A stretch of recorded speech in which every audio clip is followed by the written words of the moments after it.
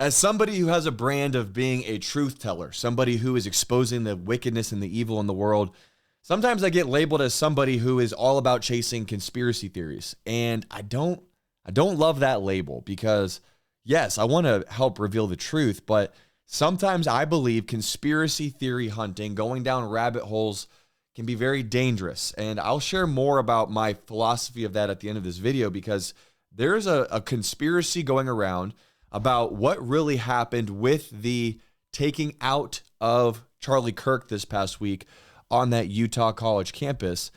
And this has been going viral. This conspiracy, a lot of people are throwing their opinions in the hat and they're demanding answers. I feel like the way that people are handling it is really inappropriate. And I'll share more at the end. So make sure you stick around because my thoughts are going to be real about this. But I believe this conspiracy has been debunked. And I think it's important that you understand what this conspiracy is so you don't believe it, you're not peddling it, and that we understand how to operate as really civil people in the midst of what's going on. So you guys heard about Charlie Kirk, this tragic event that took place. I'm still processing it. I'm doing a lot better personally than I was the past handful of days. But here's some information that's been shared with me that a lot of people are sharing about somebody that might need to be investigated who was on site when the event took place. If you see this picture, I can't play the video for you because of what happens in it, but the idea is, who is this person in the white hat? Why is this person just standing there, and why are they just filming? And he does these different hand signals with his hands in his hat. He grabs the bill of his hat like this. He swipes the side of his face. And then this guy next to him basically extends his arm like this. And so people are making these arguments that these two men are performing military symbols in order to help orchestrate this attack. First of all, I don't know if you've ever worn a hat, but when you wear a hat, sometimes it's uncomfortable and you want to adjust it. Sometimes you just wipe your face. If you have big muscles and your armpits are getting cut off by your shirt right here, sometimes you got to do this in order to release that tension under your armpit. So the problem with that theory right away is it's jumping to conclusions about two people who are standing right next to Charlie, one of whom looks like a security guy. Both of them, at least one of them looks like a security guy. The other guy looks like he's in front of the metal cage. So he's got to know Charlie personally, right? Is there some level of potential of him actually knowing Charlie personally? So this is why it's so important that we are very careful about spreading rumors around the internet, especially in the midst of a situation like this, especially in the midst of so many people, particularly the family, grieving. I want to share with you this first clip here from Alyssa Childers and what she had to say about the situation with this conspiracy about the guy in the white hat. So listen to what she has to say. If you want to support me on my mission to take back culture from the devil, one way that you can do that other than watching the content is by joining my mission called Switch with Cap. If you're somebody who buys deodorant, body wash, shampoo, moisturizer, supplements, snacks, or protein powder on a regular basis, you're constantly running out of it, you're always rebuying it, but you're not really thinking about where you buy it, what if I could tell you this?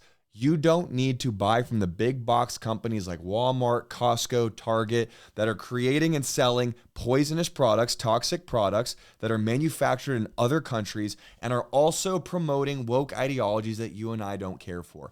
What if you could buy made in America, non-toxic, eco-friendly, extremely high quality, and ensure that the money that you're spending is actually funding the advancement of conservative values here in the United States? This is what Switch with Cap is all about. Me and my family made the switch a couple of years ago, and with us, thousands of other shoppers have made a simple switch from shopping from these companies to buying made in America, high quality goods. And we want to invite you to just try it out with us. So here's what I want you to do. If you want to support this channel and create a better future for your family and for this country, go to switchwithcap.com, cap with a K. I'll put a link down below, QR code on the screen, and make sure that you book a call. Click the button on the screen to book a call with somebody from our team to learn more about the subscription-based shopping program. Guys, it's 100% risk-free. You can cancel anytime. You can get a refund on anything that you don't like. There are no headlocks. It's no risk, 100% reward. That's why we make the guarantee. So what do you have to lose? I'm telling you, if you're going to be buying stuff like this every month anyway, I hope you are, if you want to stay clean and smell good and keep your family healthy, go to switchwithcap.com to book a call with our team just to learn more. And our team would love to pray for you at the end of that call as well. Want to address a conspiracy theory that's been going around. And that is that there is a man in a white hat and a white t-shirt standing just off of Charlie, just as he was shot. And this man adjusts his hat and then scratches his cheek. And there are conspiracy theorists all over social media, all over the internet that are saying that man is giving signals to the sniper. But friends, I want to share the truth with you today. The man in the white hat and the white shirt is my friend, Frank Turek. Frank Turek is a man of God. He's an honorable man. He was a close friend of Charlie's. Charlie meant a lot to Frank. Frank mentored Charlie. He loved Charlie, and he was invited to take part in that event with Charlie. I work with Frank regularly. I do all sorts of different events with Frank, and Frank is the kind of man that if he knew what was going to happen, he would have thrown his own body in front of Charlie. I have no doubt about that. I always feel safer when I'm doing an event with Frank because I know that's the kind of man he is. And so if you have the opportunity to dispel this horrific and awful rumor, Frank is already grieving his friend. And I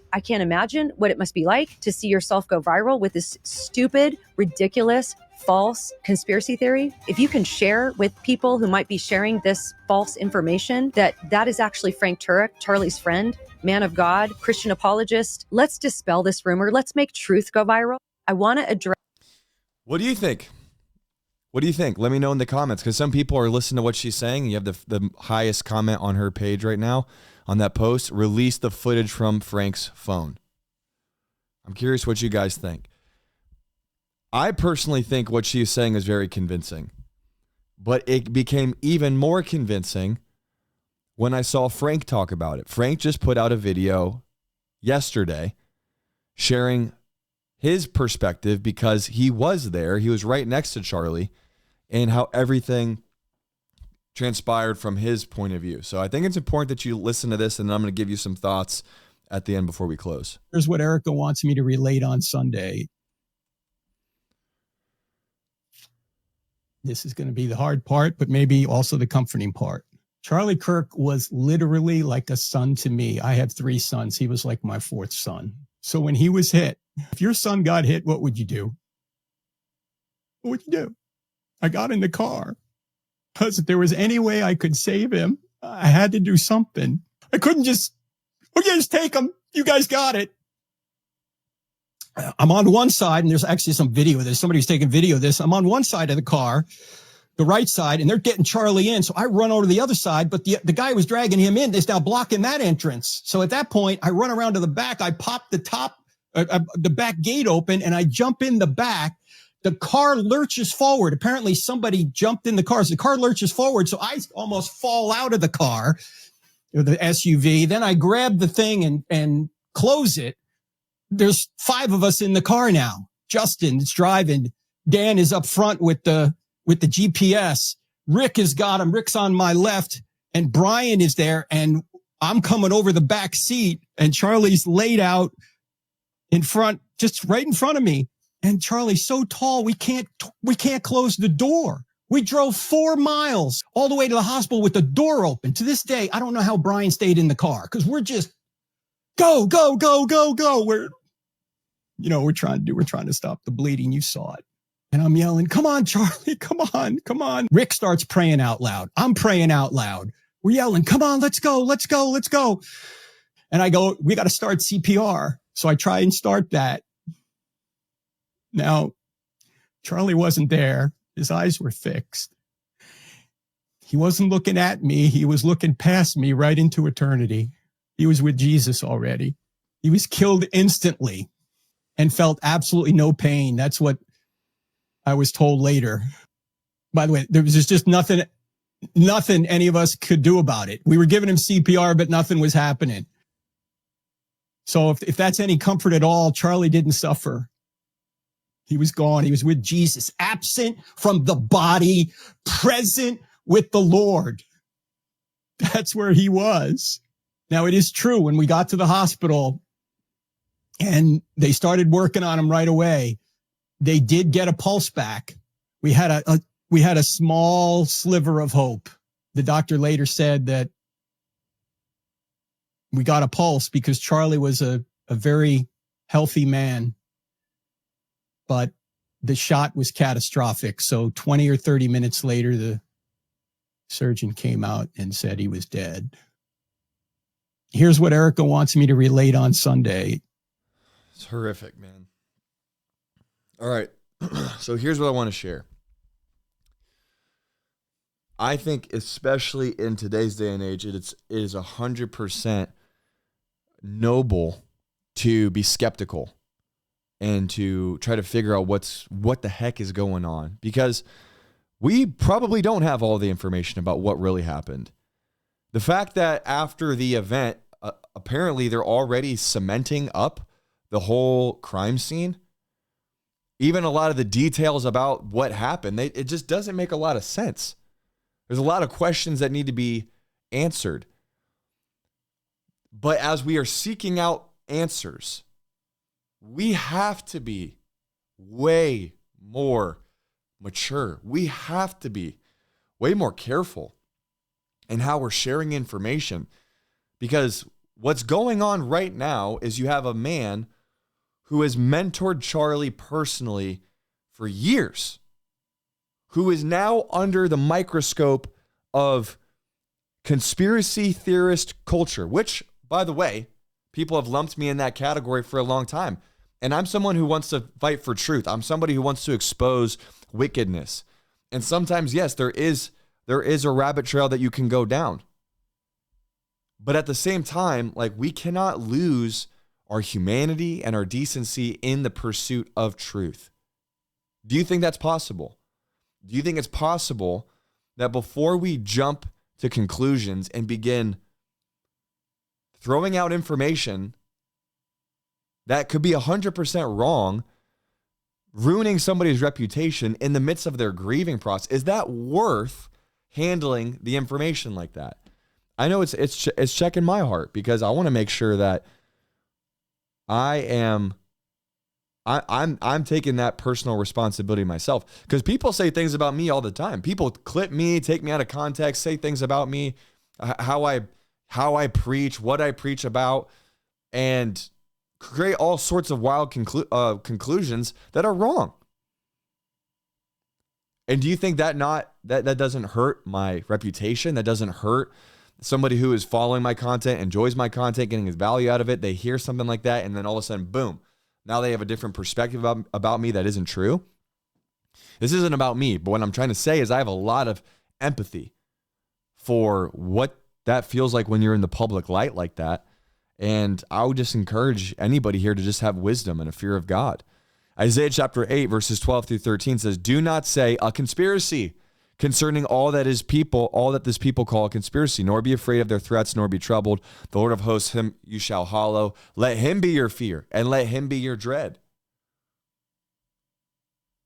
There's a warning there about overly calling everything that you don't understand a conspiracy, and then labeling things as a conspiracy that you don't really know anything about.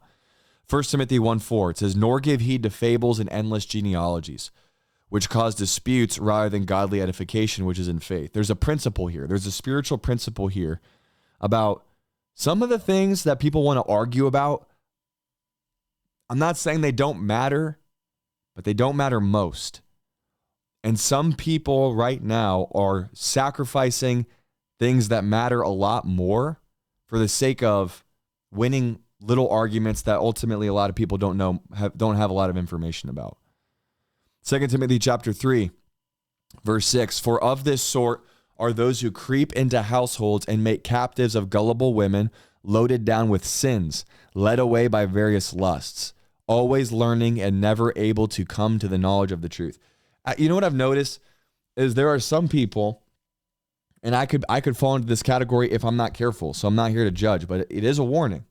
Some people are more interested in going down the rabbit hole, red pilling themselves, listening to, like, scavenging the internet and scrolling all day long, trying to find some hidden information, hidden knowledge, which is not really going to lead you anywhere of real profit anyway. Yes, it can be interesting. Yes, it can be redemptive. It can be helpful for things in culture. But when we sacrifice the most important thing for chasing after this type of knowledge, that is where we run into error. Because ultimately, I don't know about you, but the amount of people I know who chase after conspiracy after conspiracy after conspiracy, but have not actually arrived at the truth, have never actually come to the knowledge of the truth, that is concerning. All pursuits of lowercase t truth should end up at the uppercase T truth revelation, who is Jesus himself. And so as we close, I just want to encourage you guys, like, we got to be better. We got to be more careful.